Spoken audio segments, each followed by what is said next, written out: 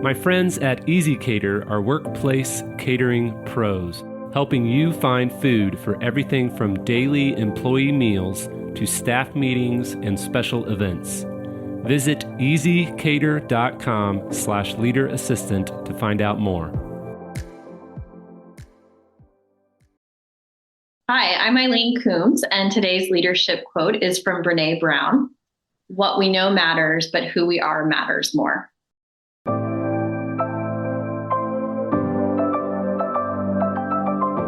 The Leader Assistant podcast exists to encourage and challenge assistants to become confident, game-changing leader assistants.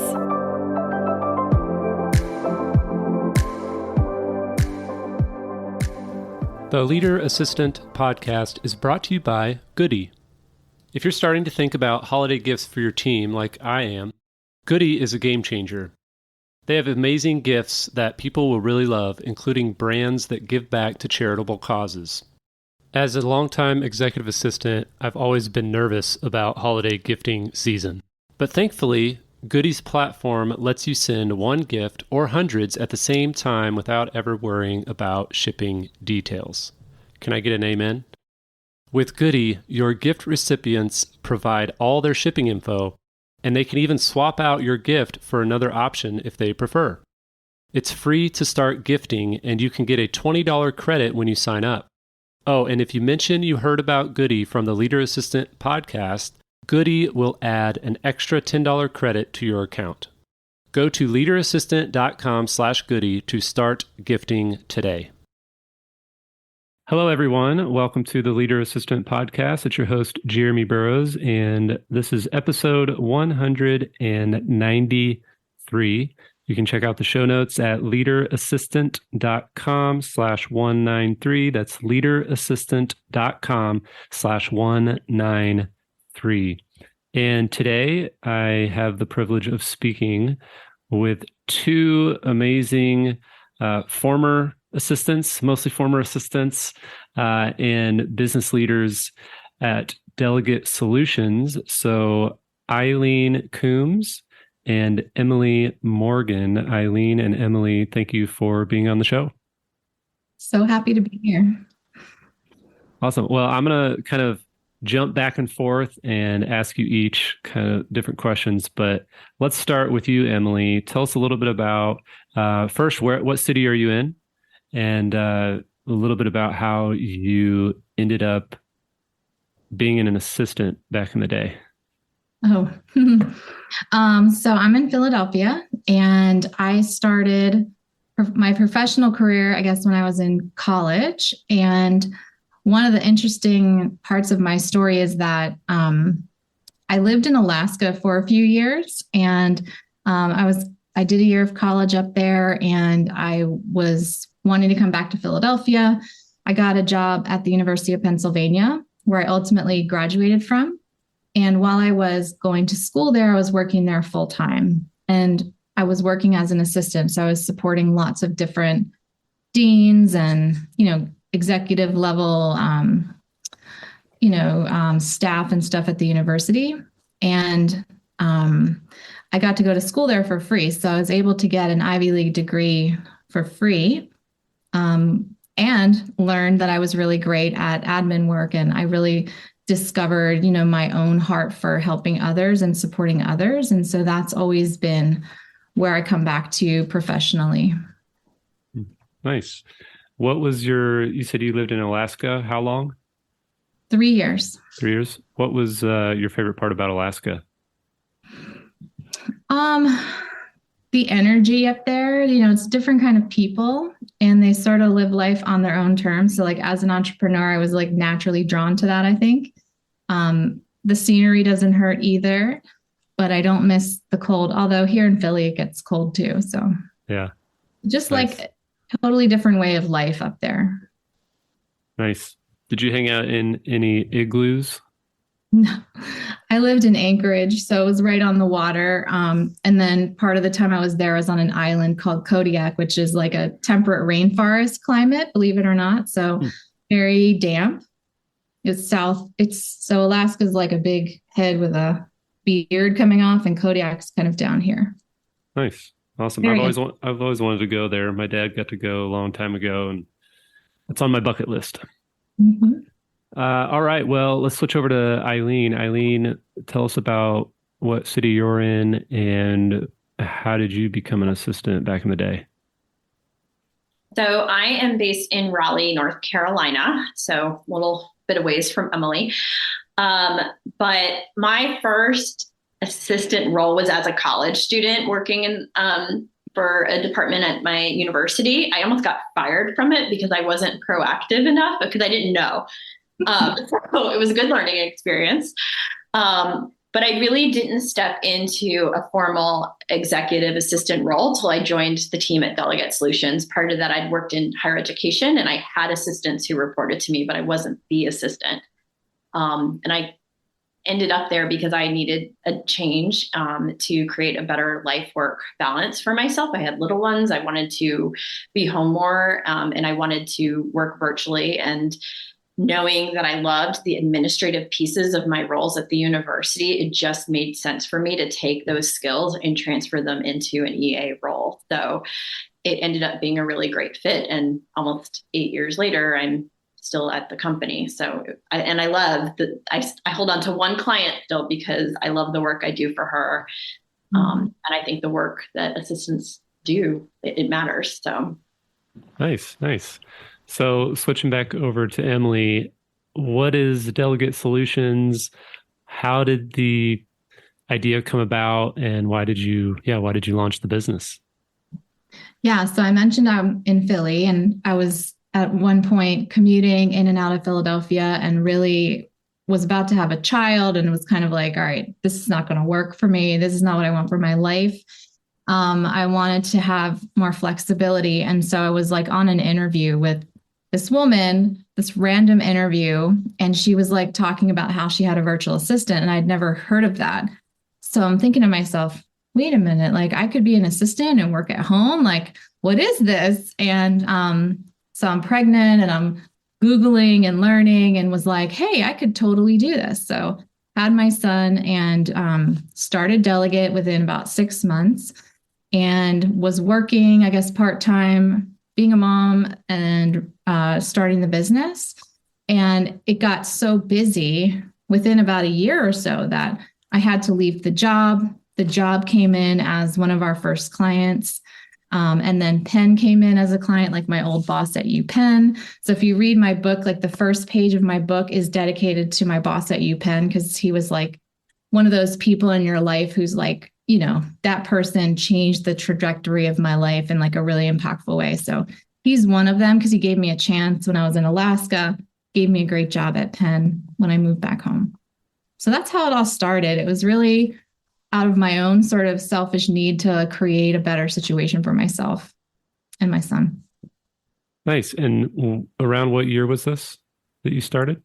2007. So it was like right as the recession was starting. And I always say like Delegate was born in a recession. And I feel like we'll do fine if there is a recession because I think people need what we do in either type of economy. So you either can't find talent or you can't afford talent. And so we kind of fall as a catch-all in the middle of that.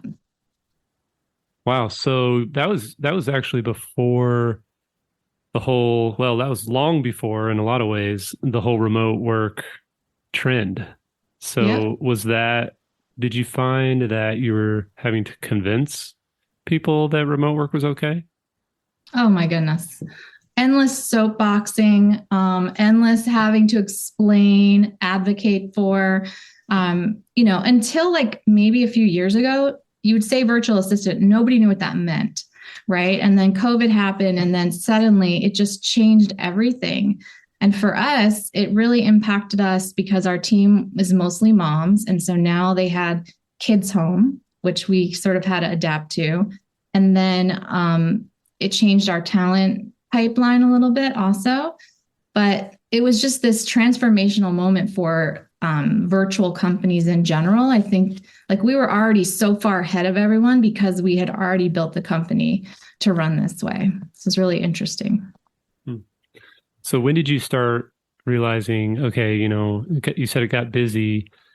When were you like, oh crap, I need help. Like I need to hire more people. I need to build a team. I'm assuming it was just you at first, right? Yeah, I mean, my story is I was raised by teachers. I have an English degree. I knew nothing about entrepreneurship, nothing about business, and I barely knew how to be an assistant. It's just what career path I had like followed. So it was a really interesting time because I was like sort of discovering myself in a way because I'm like getting really entrepreneurial. At that point, I was like going through a divorce a few years later. So it was like a really pivotal time in my life to sort of rise to the challenge of figuring this out because it was like how I was going to support myself. And so like I would have subcontractors initially that were working with me that were like other virtual assistants. And that's how we started. That's where we came from. And then a few years into running the company, I went to the Goldman Sachs 10,000 Small Business Program.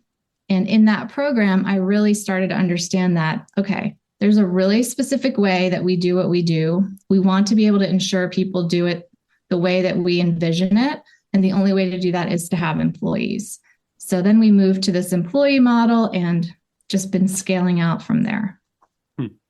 So you had, by employee, you mean W-2 employees, not just a bunch of contracted assistants. Right. And I think, we're the only firm that salaries full-time employees on our team. So most other firm models are like a matchmaker situation where they're like, oh, we're going to find you the perfect assistant. Like that's not what we're selling. We're selling a proven delegation system with a great team that helps you implement it.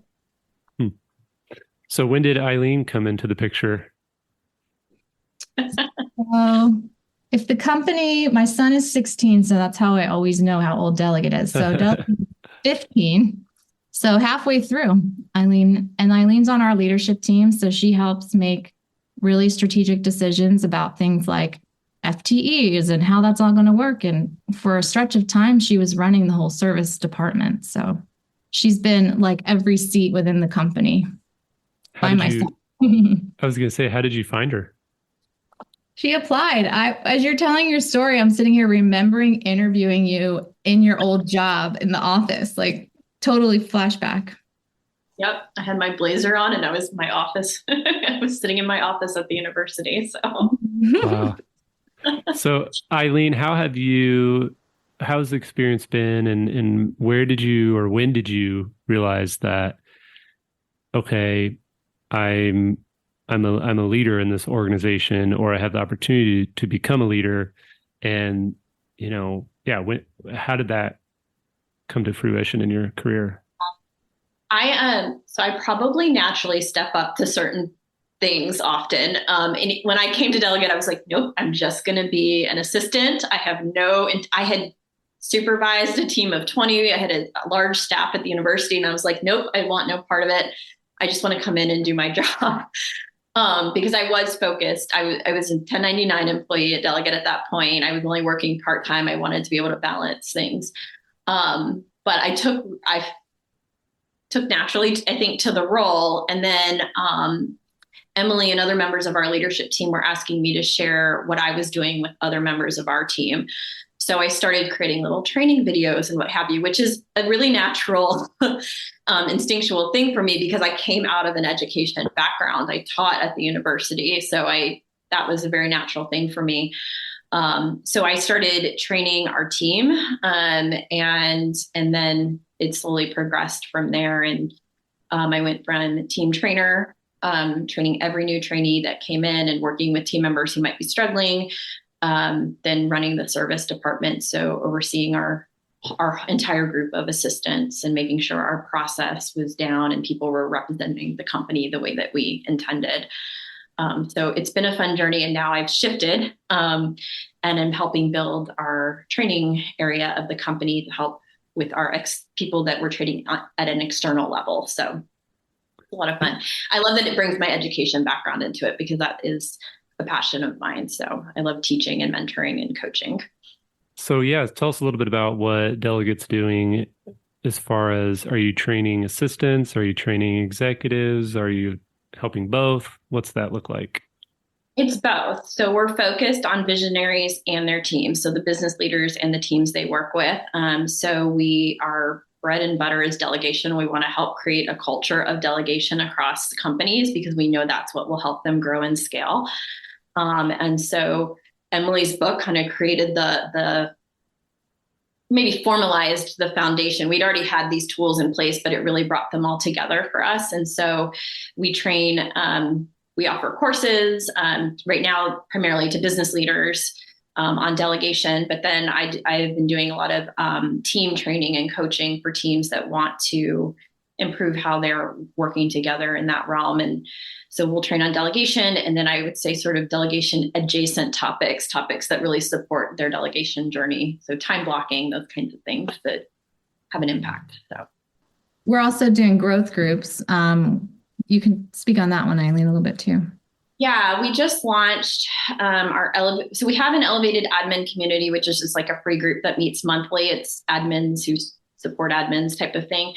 But we just launched what we're calling the Elevated Admin Growth Group. And so it is a group of assistants. We come together each month. It's a 3-hour mastermind type setting where they can share ideas and learn from each other. But we always have some sort of training or learning topic as well that helps level up the skill sets that we're trying to live up to in our roles. So right now we're focused on the delegation journey in particular, but it's a fun group that we've just started.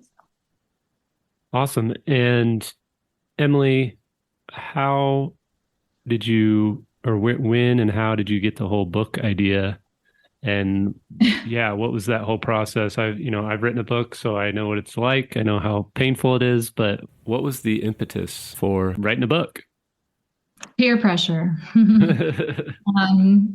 No, I mean, we've been always so content heavy. So like with my English background, writing comes really naturally to me. And it was just a matter of sort of what kind of book do I want to write? What kind of format do I want it to be?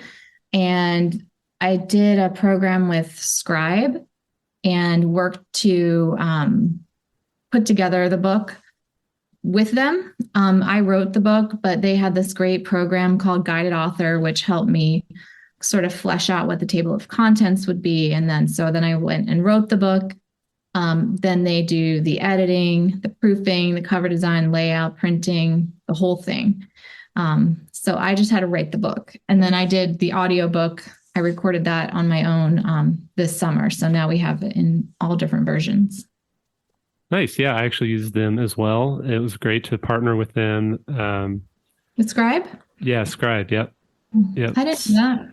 Yeah. So, a friend of mine had used them a few years ago and recommended, and it was so nice to just be able to focus on writing the book and let them deal with all the other stuff. Yeah, it's a lot to if you don't have a resource like that, like it's just a lot of moving parts to figure out on top of like, I just want to write this book and get it out there, Yeah. Cool. Well, how big is your team now, and how many assistants are on your team, and how many clients do you support? We have about 50 employees right now, and hundreds of clients. I don't know the exact number, but we work only with entrepreneurs. So there's a very specific type of person that we typically work well with, and they're established entrepreneurs with teams. That's who we prefer to work with, because we like to come in and not just support one person, but how can we support others in the company to really build this momentum of a culture of delegation. Nice. And what would you say is, I'll ask this question to both of you, and we'll start with Emily. What's your number one tip for communicating with, like, ongoing communication with a remote executive, or if you're an executive, a remote assistant? What's your number one tip for staying connected in the remote work world? I feel like we do this really well. I don't know if there's any better way to do it than how we do it. We use Slack, and we use Zoom. So all of our meetings are always on video. So we've been really strict about that so that we're seeing each other. We do weekly huddles with our team. So the whole team shows up, and there's a format that we follow for that. We do weekly, they work in small teams. So they have weekly Zoom meetings together. What am I missing? We have monthly team trainings. We have State of the Company, which is coming up at our company, where we kind of share where we've been, where we're at, where we're going. So there's a lot that we do, probably more than you would see in a regular office setting, simply because we're remote, just to keep the relationships going. But Eileen has been working on a ton of fun stuff, so I'll let her share more. Nice. Well, I will say, to answer that question, like, to me, that visual, being able to see each other, makes all the difference in a remote setting. Otherwise, you can definitely feel isolated.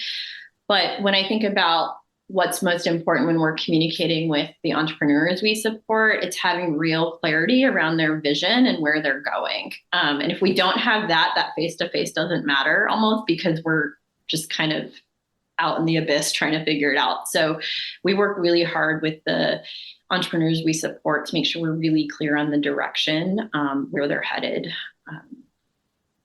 because otherwise nothing else matters, in terms of communication. So nice. Yeah. What about for Delegate Solutions? What's your 5-year or 10-year plan? Like, do you want to hire more assistants? Do you want to get more and support more executives? Do you want to do a lot more with the training and build that out as a large portion of it? What's kind of your vision? So our vision is all about giving entrepreneurs back time. And so there's sort of a key metric that we are building towards. It's our BHAG, and it's a compilation of our service, our training, and God knows what else we're going to do to help people free up their time. So, we're aspiring towards just a master goal of time freed up for leaders. Awesome. But I'm really excited about the work we're doing on the training side. And I'm also excited about a lot of ideas that I have for the service side, and that we've gotten from our team members too, that have a lot of great ideas of things we can do. But, we're a very regimented group. We run on EOS. So, we're 90-day sprints. We have a 10-year vision, 3-year, 1-year, quarterly. Like, it's pretty regimented for an entrepreneurial company, but it's what keeps us healthy and strong. I think is we're all on the same page of where we're going. What does it mean that we're getting there, from metrics and stuff. Yeah. So really appreciate you guys being on the show. Cool story with Delegate Solutions. What's one thing, you just imagine thousands of assistants listening to this while they're doing dishes or driving to work or whatever. What's one thing that you would want to leave with them today, or encourage or challenge them with today? And I'll start with Eileen. Gosh. Oh, you had to start with me and I wasn't ready, Jeremy. I can go first. Yeah, Emily, if Emily's ready, let's do it. I would say that your work matters, and your work makes other people better. And I just remember, like, when I was an assistant, and Eileen's probably heard this story like many times, but like when I was an assistant, I was like, I love being backstage. Like, I love all the, making someone else really successful. And I always thought like that's where I would stay. And then when I really sort of discovered, no, I'm an entrepreneur, like it was a total reversal. So like, just believe in what you're doing, believe that it makes a difference, believe that, your work is as important to the person with all the big ideas, because without the execution that you bring, that skill set, nothing gets done, or nothing gets done well. So like, take a lot of pride in what you're doing professionally. Yeah, well said. Yeah, I mean, I'll probably echo a lot of what Emily said, but I always think back when I was leaving graduate school, our professors told us, if you make friends with anyone in the office, it has to be the assistant. They are the leader. They make everything happen, which is probably why your work resonates with me, Jeremy, because at the end of the day, they're the glue keeping everything together. And so the work assistants do is really important to elevate and leverage the businesses they work for. And they shouldn't take that for granted because it's heavy and important work. Yeah. Well said. Very true. Awesome. Well, where can people reach out and find out more about Delegate Solutions? Yeah, delegatesolutions.com, and all of our info is on the webpage. If you head over in the navigation, there's a drop down for training, and that's where you'll find a lot of the stuff, the newer things that we're working on in the training and development side of things that we're really excited about. Perfect. And I'll put all the links in the show notes at leaderassistant.com/193. And yeah, Emily and Eileen, thank you so much for being on the show. Thank you.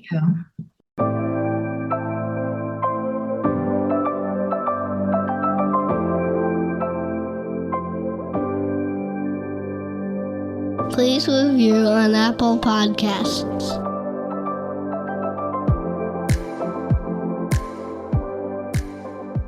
GoBulls.com